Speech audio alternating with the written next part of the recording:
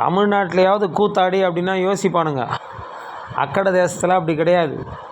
கல்வியில் ரொம்ப ரொம்ப ரொம்ப பின்தங்கிய மாநிலம். நீ சும்மா ஒரு 100 பேர் ஐடியில் வேலை செய்கிறவன் ஆந்திராக்காரனாக இருந்துட்டா உடனே ஆந்திரா பயங்கர டெவலப்லாம் கிடையாதுடா.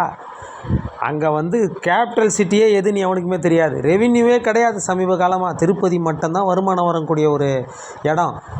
என்ன அப்படியாப்பட்ட அக்கட தேசத்தில் சிரஞ்சீவின்னு ஒரு சூப்பர் ஸ்டார், அவ்வளோ ஃபேன் பேஸ். என்ன கட்சி ஆரம்பித்து திருப்பதியில் மாநாட்டு போட்டால் போல் 10 லட்சம் பேர் வந்தாங்க. ஆமாம், 17 சீட்டு ஜெயிச்சார்றா தனியாக நின்று. அதுக்கப்புறம் முடியல. ஆமாம், தம் இல்லை. தம்முன்னா அந்த தம் இல்லைடா, அந்த தம்மு. காங்கிரஸ் கட்சிக்கு போனார், அதுவும் சரியில்லைன்னு சொல்லி.